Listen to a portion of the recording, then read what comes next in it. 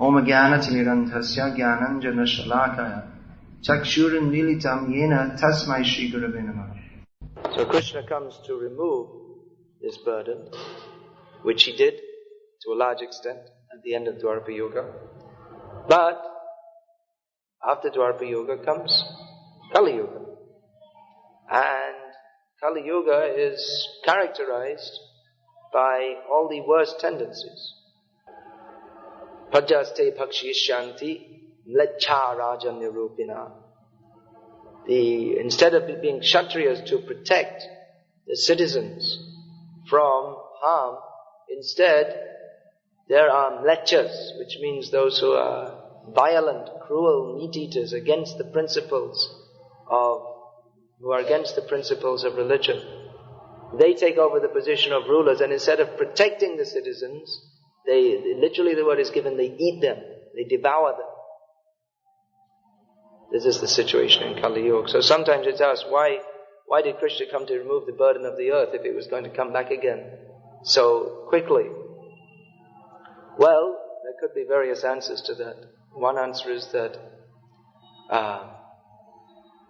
Krishna did remove the burden of the earth for some time and established his own devotees, at least to set an example for some time. And anyway, it's the nature of the material world too, that there is deterioration because of the tendency to be demoniac, or the tendency to be against Krishna consciousness. Now here we see that the earth is unprotected, but Parikshit Maharaj is, so he's coming on behalf of Krishna to save the earth for some time. But the earth, after the disappearance of Krishna, becomes choked up with various demoniac people. The Srimad Bhagavatam, being a Mahapurana, one of its characteristics, there are certain characteristics of Shastras, which means that they're called Puranas or Mahapuranas. A Purana has 5 certain characteristics, and a Mahapurana has 10 subject matters, which make it called a Mahapurana. So one of them is Vangsha Anucharit, or the descriptions of dynasties, of kings. So Srimad Bhagavatam, among other things, the most important thing is Ishanu Katha. In the Srimad Bhagavatam, the most important subject is the discussion of Krishna. But the dynasties of great kings who are connected with Krishna, they're also described. So at the beginning of the 12th canto of Bhagavatam, there's a description of the dynasties in the beginning of Kali Yuga. And it's described how very early in the Kali Yuga, we'll find the different dynasties. In the previous cantos of Bhagavatam is described how one king was succeeded by his son, or he didn't have a son, so someone else became the king, or one of the sons didn't want to be the king, he wanted to be a sadhu, so a younger son came. There's a description of the succession of kings. But in Kali Yuga it's described that King so-and-so was killed by his servant who became the king. That's the assassination. It starts in Kali Yuga, that people want to take power simply for the sake of their own sense gratification. And Raja Nashta Praja Nashta, as a saying in Bengali, maybe it comes from Sanskrit, that when the king is spoiled, then the population is spoiled. So the whole world today is filled up,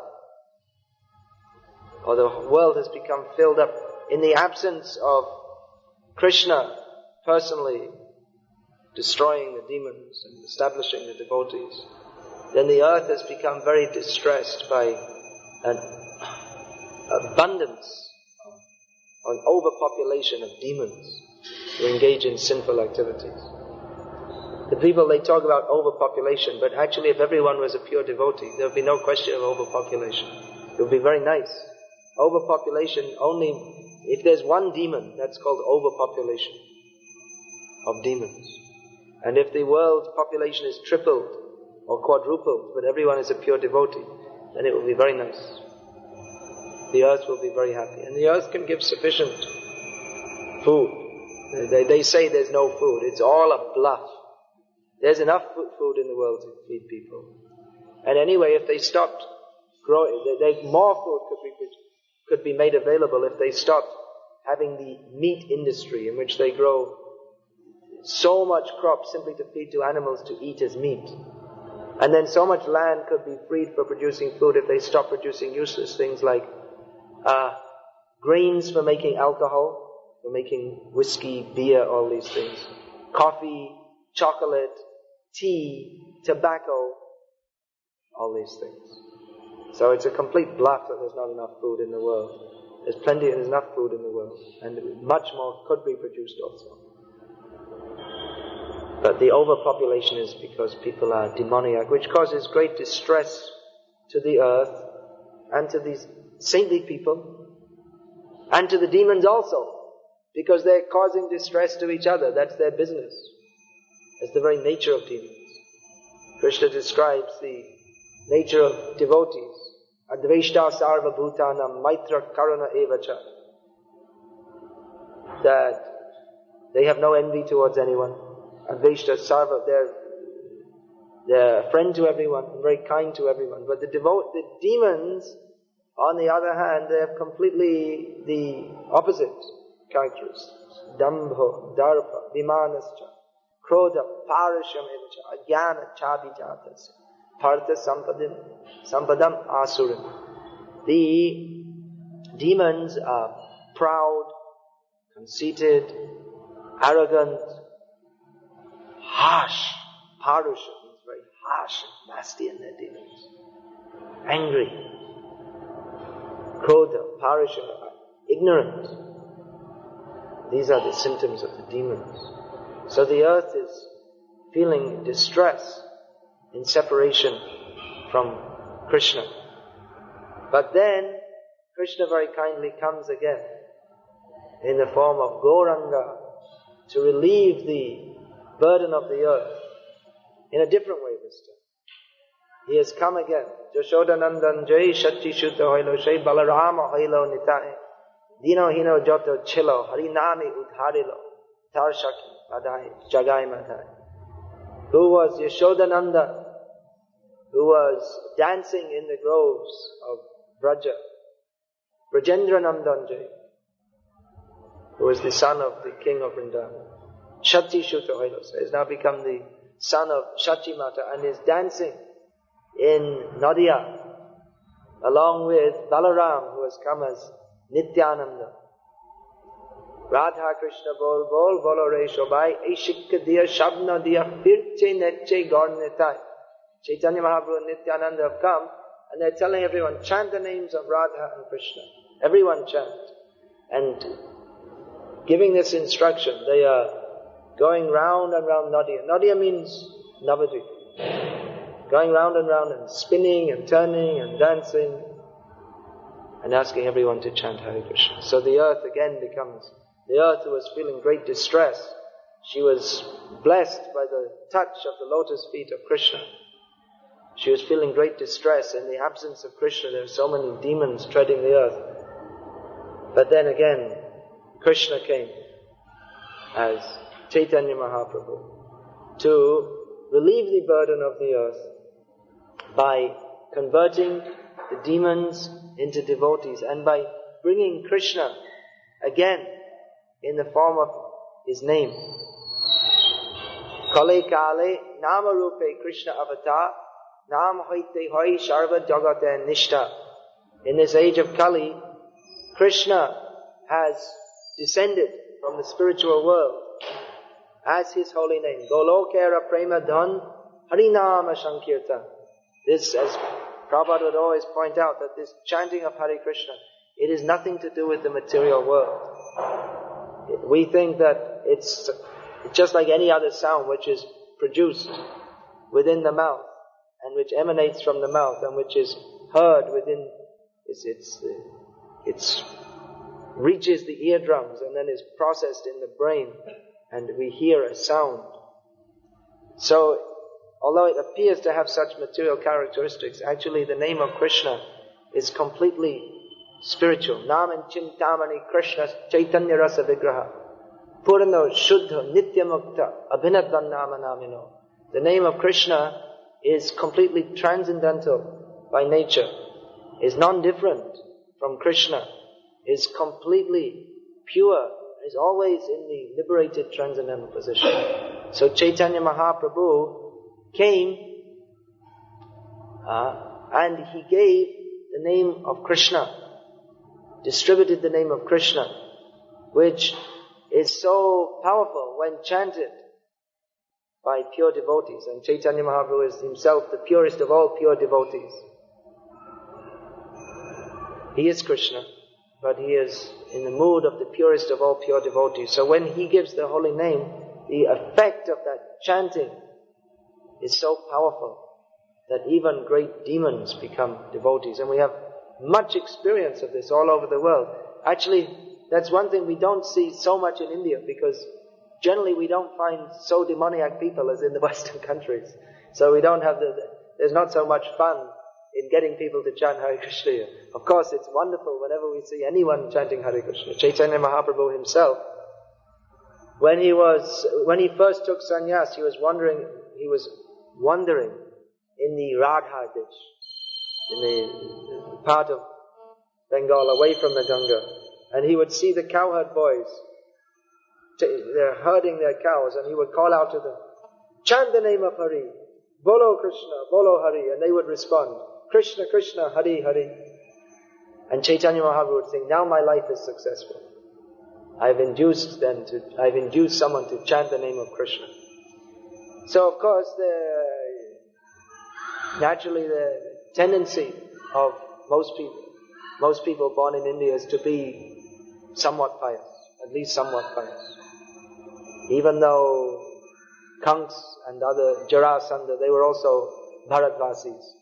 They were also born in India, and they were great demons. But the general tendency is to be somewhat pious. And we see, even Prabhupada said that everyone in India is Krishna conscious, even the Muslims. So we see, actually many times I've seen that Muslims, they also respect the chanting, even though that on a social level there's that some bad feeling is often there between Hindus and Muslims. But very rarely I've seen that Muslims, they take objection to our devotees when they go and chant Hare Krishna. And oftentimes you'll see they actually respect that also. So, we don't get such, in general, we don't see such severe demons as, also in the Western countries, not most of the people are not very demoniac, but there are some people who are very much opposed to this and very much against. So when we see them become accepting Krishna consciousness, then it's very pleasing to see that. So Caitanya Mahaprabhu, he's singing Patita Pavana Hetu Tava Avata, especially for saving the most fallen people. Patita Pavan, we say Patita Pavan Jagannath. The Lord has taken the form of Jagannath. He's very merciful. Prabhupada said that Jagannath, this form of Jagannath is not different from Madan Mohan. He's the same person. But in this particular form, he's not different, but also there's some difference. That is Atyanta Bheda Bhed. But in the form of Jagannath, he's especially merciful. Prabhupada said he's so merciful that in Orissa, pretty much everyone eats fish. But still Jagannath accepts their bhakti. Whatever bhakti he accepts. Not that we encourage eating fish, but Prabhupada, he accepts like that. And that's why Bhaktisiddhanta Saraswati Thakur recommended the worship of Jagannath for the Western countries, because people there are meat eaters and very fallen. Of course now in India, most people are meat eaters too. So Jagannath is very merciful on the Lord. We also say Patita Pavana Raghunath Ramachandra, because he delivered so many monkeys and bears, and that's considered a lower birth.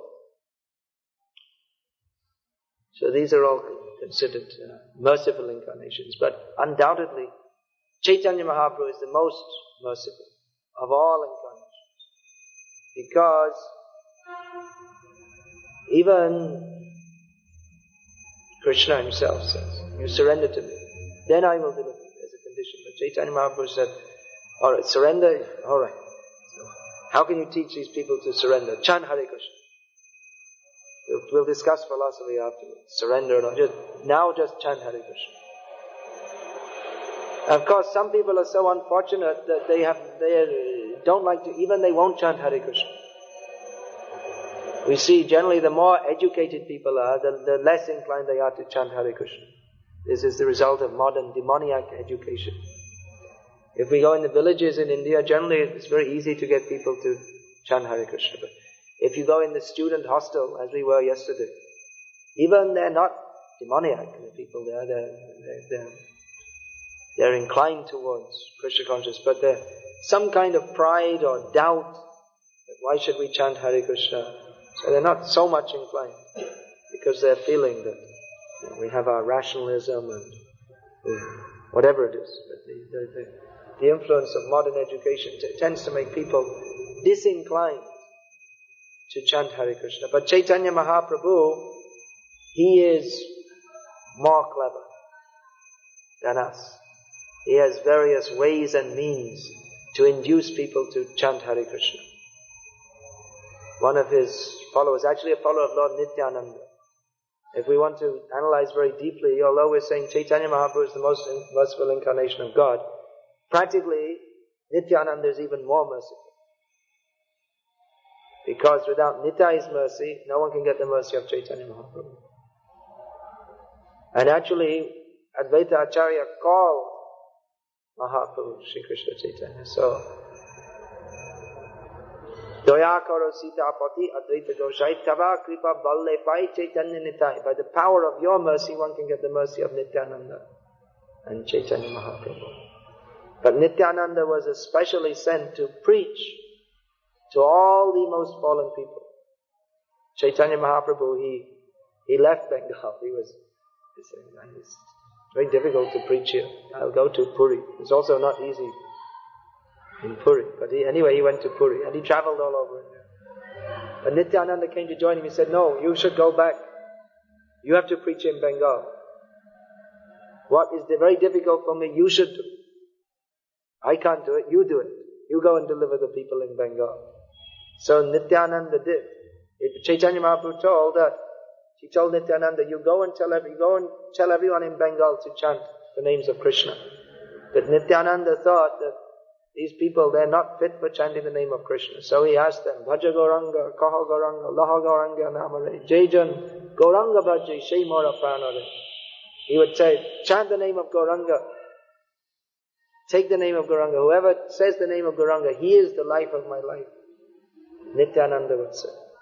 He would go to every door, even to the Chandals. No one goes to the house of the Chandals. But Nityananda from a Brahmin family, although he hadn't officially taken sannyas, he was accepted as a sannyasi. So Brahmin, they won't go anywhere near Chandal. They won't even go near the Vaishyas or Shudras, what to speak of Chandals. They're living at the edge of the village and they'll be all outside the village. They're not allowed in the village. They're living in their own quarter with all fish bones scattered here and there. Of course now in Bengal everyone has fish bones everywhere, but especially in those days. So he would go to their door and call out. He would come and say, there's a sannyasi, come to me. Sannyasi doesn't go to beg from Chandals. Sannyasi begs from Brahmanas only. He's come to the Chandal, come to beg. And immediately they'd come and see, and he would fall down in their doorway, huge figure of Nityananda, and beg, you have to give me some charity. Or what can we give? This is the charity, you say the name of Gauranga. This we're begging.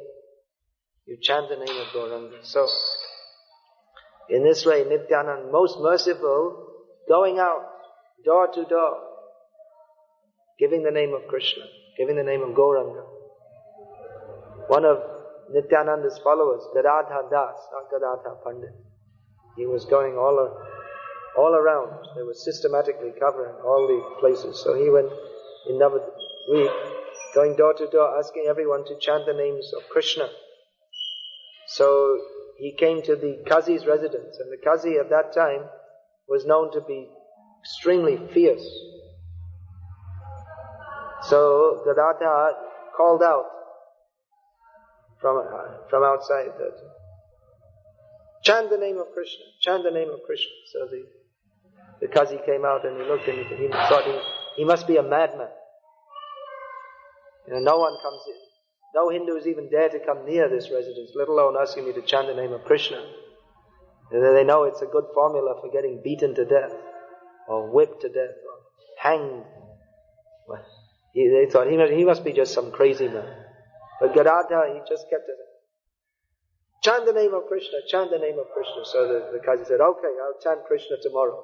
So Gadadhar jumped in there and said, you already said the name of Krishna once. Now go on chanting. So he induced even the ferocious Muslims who were against Krishna consciousness to chant the name of Krishna. So Caitanya Mahaprabhu and his followers, they have so many ways and means to induce people to chant the name of Krishna, or even if they're not inclined, at least to hear the name of Krishna. Because if you hear the name of Krishna, even if someone is demoniac, they may become angry, but by hearing, they become purified. At one time in Germany, this was about 1975, there was so much propaganda against our movement. And every day for about 1 year in the newspapers, there was Hare Krishna followers are murderers, Hare Krishna followers are cheats, Hare Krishna followers are liars, and so on. They were making propaganda. So Prabhupada was told, this is very bad publicity. It's good. Every day there's Hare Krishna in the newspaper. They're saying the name Krishna. They'll become purified. And actually the court case was, eventually they had a big court case, and then all the press reporters, they came to see these ferocious murderers and hooligans, and they saw they came to the court chanting Hare Krishna, and all they said, stop, and they went on chanting, and then they had a little boy going around distributing cookie prasad, and the judge was saying, no, you can't do this, but everyone else was saying, yeah, it's pretty good, let him do it. So in the end, because the government had decided they wanted to confiscate all the money, they did that. They made some technicality, but all the charges were thrown out. But in the end, in the meantime, they'd given so much importance to the Krishna conscious movement. Everyone in Germany knew about the Krishna conscious movement.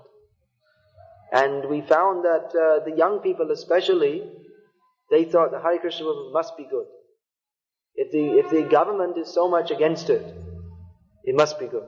Because they had this idea, which is actually true, that the government is simply out to cheat and exploit the people.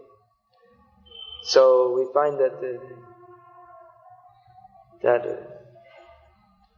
simply by hearing the name of Krishna over and over, people became purified. And actually the devotees, they went out distributing books during the time. They never stopped distributing books, and although it was difficult, some people would spit on them and beat them, but the book distribution increased more and more and more, because people thought that, it's a Hare Krishna book.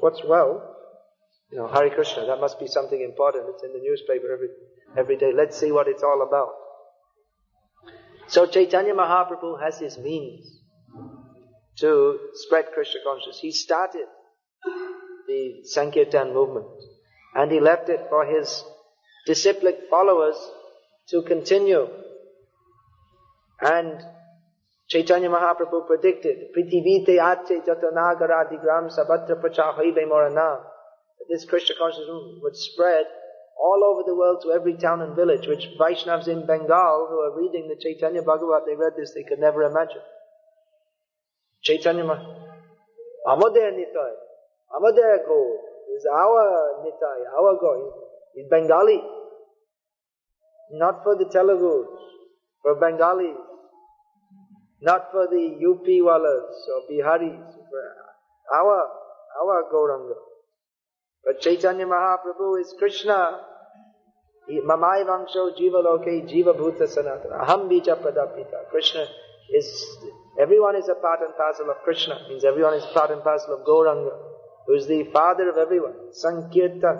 What is that? Sankirtanaika Pitaro. Caitanya Mahaprabhu and Nityananda. They are the fathers of Sankirtan.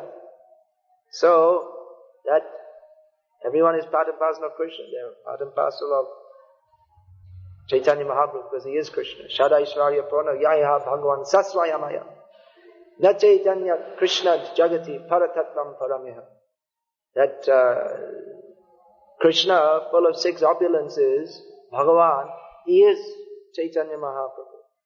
Shadaishwari Bhagavan. There is no truth superior to Krishna, which means there's no truth superior to Caitanya Mahaprabhu. You'll find this is half of a verse from the beginning of the Chaitanya Charitamrita. Yadadvaita Brahma Upanishadai. What is that? Then Ya Atma Antayami Purusho Tava Angsha Vibhava. That the Brahma Jyoti, which is praised in the Upanishads, is the effulgence of his body. The Paramatma is simply his expansion. He is directly the Supreme Personality of Godhead. Krishna. So Krishna is God for everyone. Chaitanya Mahaprabhu is also God for everyone. He is the Supreme Personality of Godhead for everyone, and he wanted this movement spread all over the world, not only all over Bengal, and a few people in Vrindavan here and there. That was traditional Gaudiya Vaishnavism. Bengal, Assam was also spread widely in Assam. And Orissa also. Chaitanya Mahaprabhu's movement was traditionally known in these areas also. But throughout the world, and not only throughout India, but throughout the world, no one could have imagined that there would be Vaishnavas in England, America, Japan, China. Even after there were devotees in England and America, we couldn't imagine that it would spread in Russia because the whole country was closed up. I went there in 1986 when the communist rule was still fully going on. It was just about to collapse, the beginning of the collapse. But there was no sign. It came very suddenly. And there were devotees, but there were 21 devotees in prison at that time. Prison or in mental hospital, which is worse than prison. 2 of them died. They were severely tortured, very horrible situation. So I remember thinking that maybe there'll be some big world war, and then only if the Soviet Union is destroyed, only because the way it was, from the very inception of the Soviet Union up to that time, that means from 1917 to 1986, it had simply been severe repression. So it didn't seem possible that the Krishna conscious movement could, how can it really take shape apart from a few people underground who get arrested and then tortured and killed, some of them, then how can it be spread? But then shortly after that, the whole Soviet Union collapsed, and now there are so many devotees all over, spread all over. They're taking to Krishna, many of them taking to Krishna consciousness very nicely. And of course many very demoniac people also. So this is Chaitanya Mahaprabhu's mission, to spread Krishna consciousness all over the world, and practically the main thrust for that has been the Brihad mrdanga. Chaitanya Mahaprabhu, he went town to town, village to village, with the mrdanga and kartal. But Bhaktisiddhanta Saraswati Thakur, he saw the printing press. Who is interested in a printing press? What sadhu is interested in a machine? Especially any traditional person in India, previously, that had nothing to do with anything Western. Even you'll find the Gaudiya Mission logo. They have pictures of Radha Krishna, kartals, mridanga, Chaitanya Mahaprabhu, Bhagavat, Pancharatra, and the printing press. Radha Krishna and Lakshmi Narayan, and then the other is a printing press. Now all these things, they're traditional Vaishnava symbols. Radha Krishna, Lakshmi Narayan, mridanga, kartal, Bhagavat. What is the printing press doing there? It's a machine. That's nothing to do with bhakti. People were protesting. He said, no. This is more important than the archa. This is Chaitanya Mahaprabhu's medium to spread Krishna consciousness to every town and village in the world. Bhaktisiddhanta Saraswati Thakur said that to print and distribute books is even more important than establishing temples. He would, when there were printing presses established, he would have a ceremony for establishing the press. Just like Pran Pratishtha. Not exactly Pran Pratishtha, but it was established that this is the same as it is the same transcendental nature as Archa, to print and distribute books. And practically the effect of that is there. We see just one out of many, many, many examples. Mr.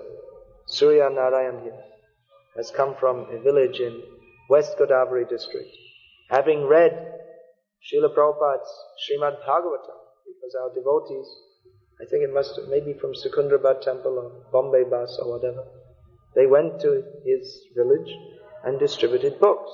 He got the Srimad Bhagavatam, he read that. And his whole life, Shaiva, 74 years old, 15 children. Whole life Shaiva, and he read Srimad Bhagavatam. That Om Namo Bhagavate Vasudevaya Param Satyam Param Dhimahi. This is the absolute truth. Vasudeva Krishna. Read the whole book, convinced. And in the book it says, one has to find Guru.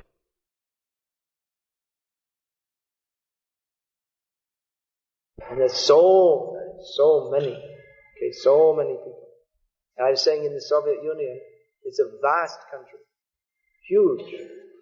You can fly for 10 hours from Moscow to Vladivostok, crossing 10 time zones, and you're still in Russia. Can you imagine 10 hours? It doesn't take, that 10 hours is like from Hyderabad to London.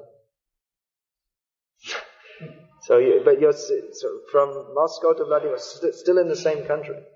So you'll find there are people scattered here and there in very remote places. I'll give another example.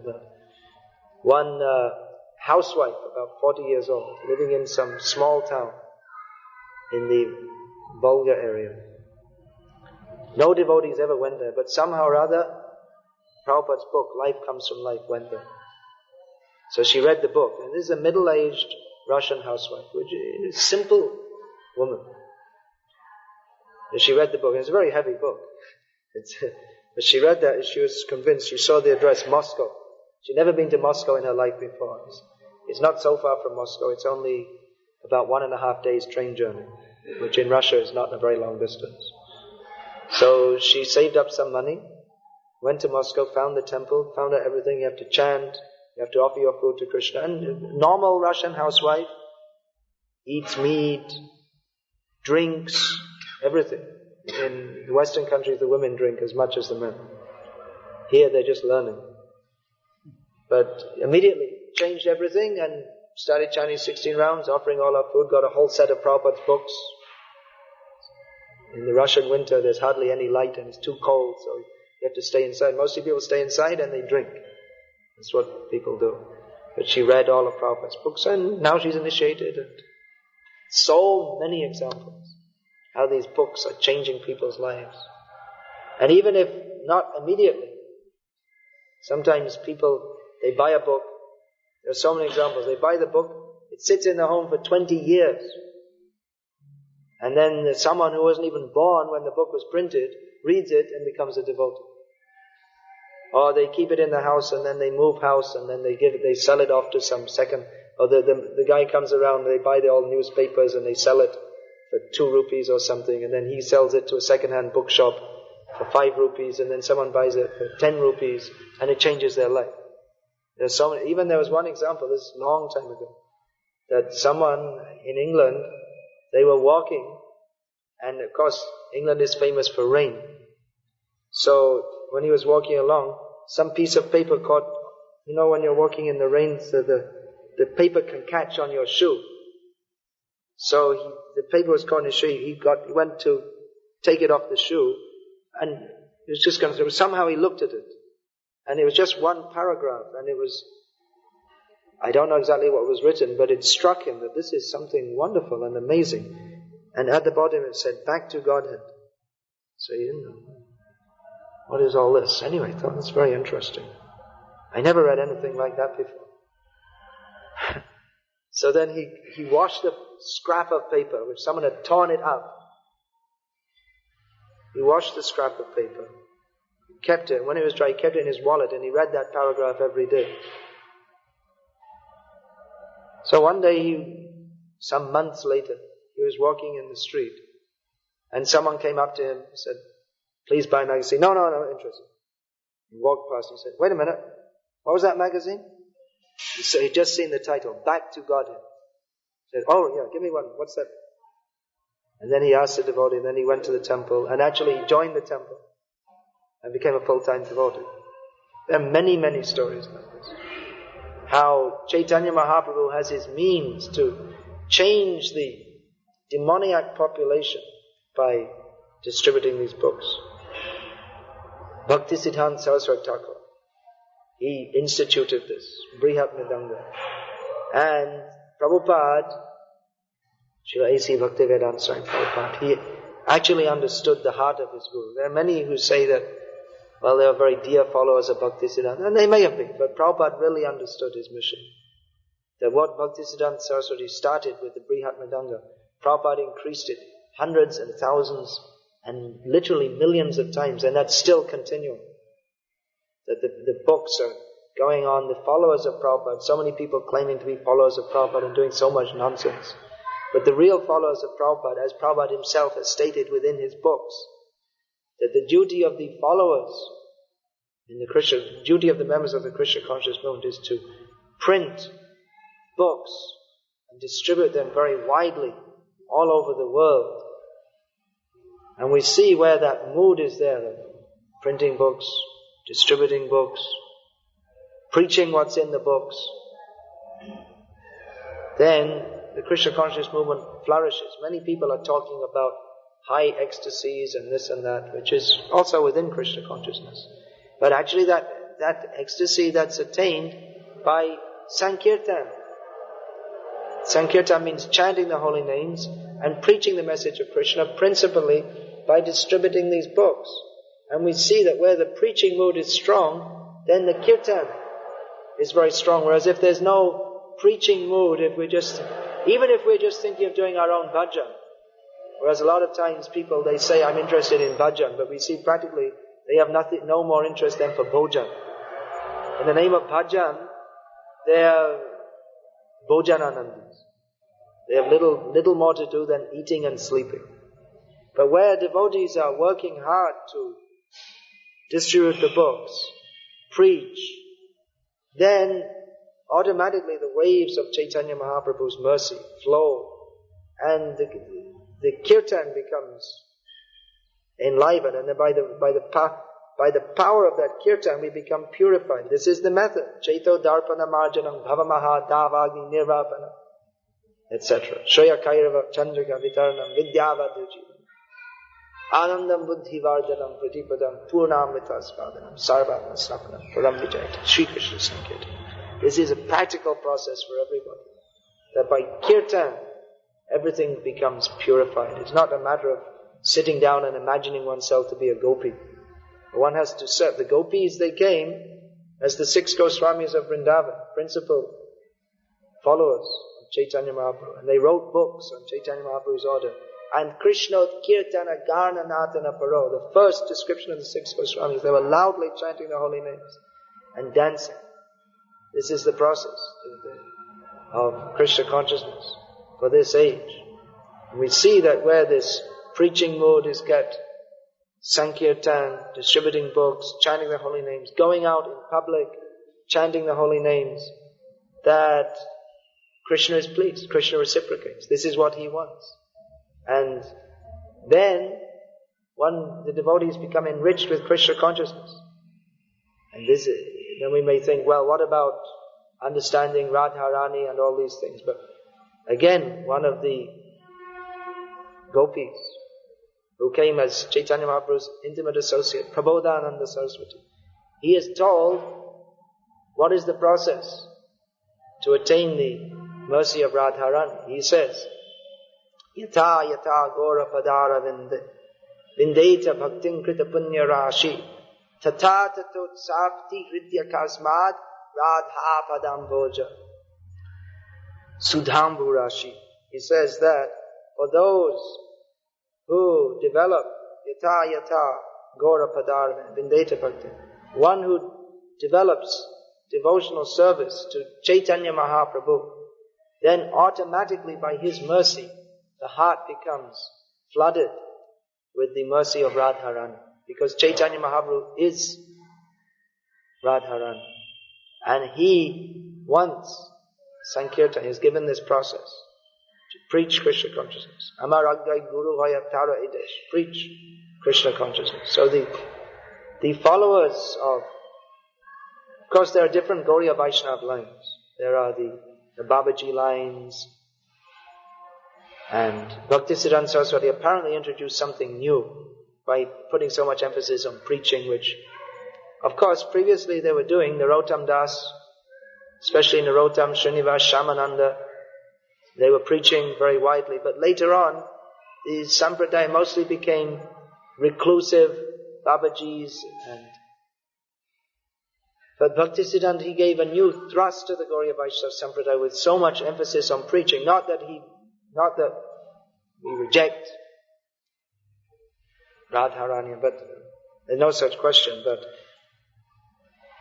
he didn't think it would fit that all these things be discussed very publicly. He condemned those who, just like the Siddha Pranali, the Babajis, you go to a Babaji, you get an initiation and they tell you, you are such and such a gopi. But he said this is all a cheating process.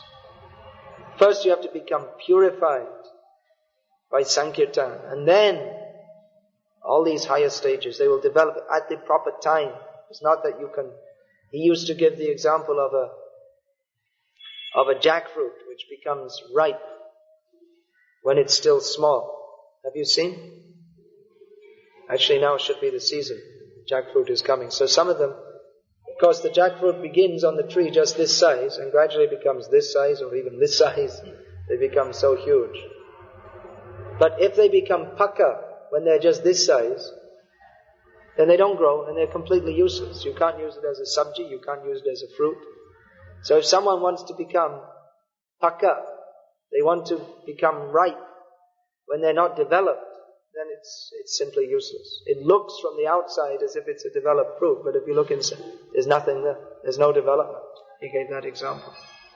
So he put so much emphasis on preaching, not that he invented it. It was Caitanya. Caitanya Mahaprabhu said this. Priti vite ache jatanagra digram sabatsa pacha hori bimana. Shuno shuno nityananda shuno haridas sabatra amaragga karaho prakash.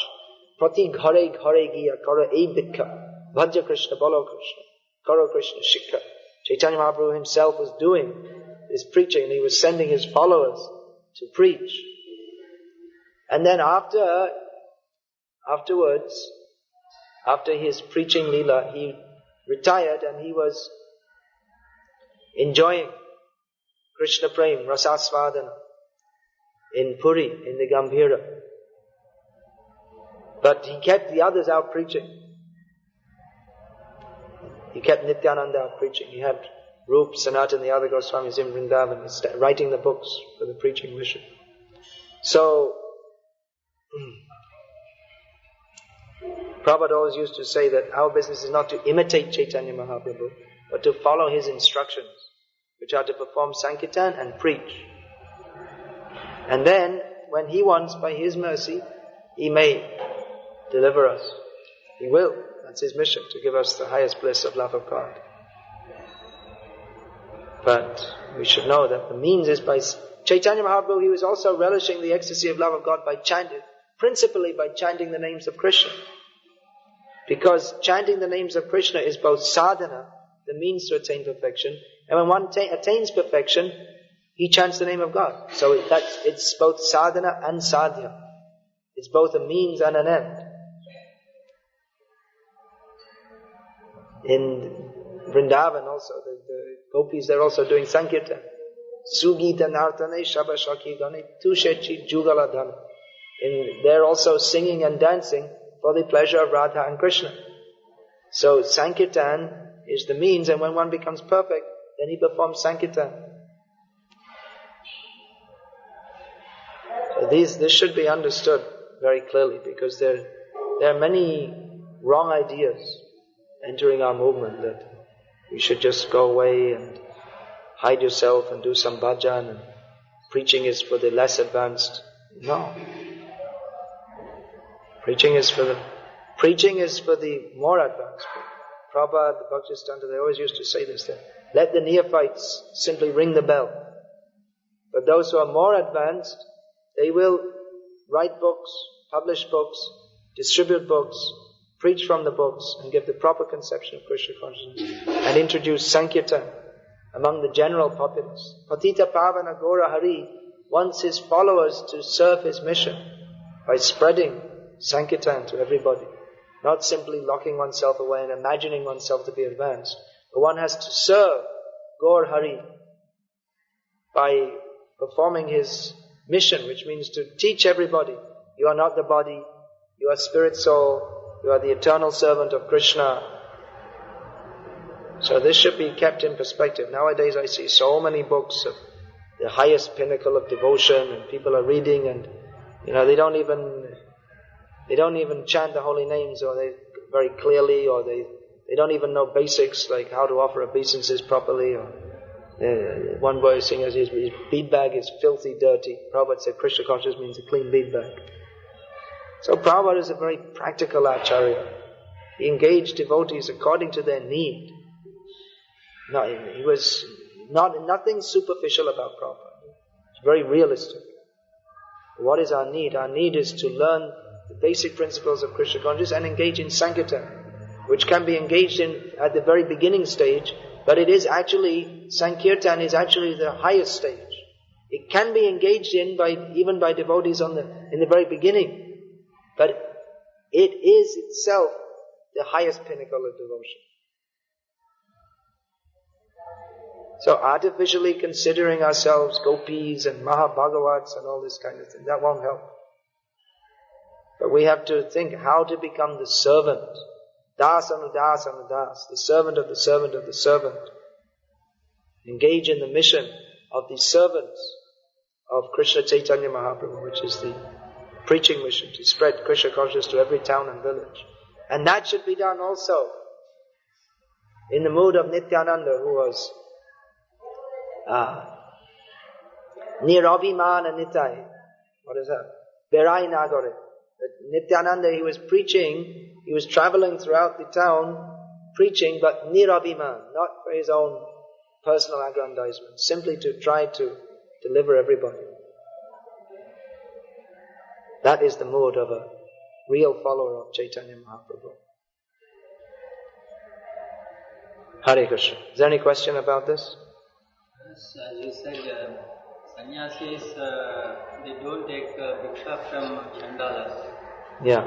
So mendicant sannyasi, how he differentiates pious and impious people, keep going and... How does a mendicant sannyasi differentiate between pious and impious people? Well, it was fairly straightforward in the days when there was Vedic culture was more set up. There was here you would call it the Agraharam, where the Brahmanas live around the temple. And then there would be other quarters, and the Chandals, they wouldn't live in the village, they would live outside. So it wasn't very difficult. But in the modern age, everyone is very fallen, and anyway the followers of Chaitanya Mahaprabhu don't discriminate. They give Krishna consciousness to everybody. Patra patra vicha nahi sthana sthan, jai jaha pai taridaya premadhan. The followers of Chaitanya Mahaprabhu, they don't discriminate who is suitable, who is not suitable. Wherever they find any opportunity, they distribute Krishna consciousness. Otherwise, if we have to look for pure Brahmanas to preach to, and we may spend our whole life and even then not be successful. Rather, Chaitanya Mahaprabhu's process is to make the lowest chandalas into the highest, purest Brahmanas. That is his process.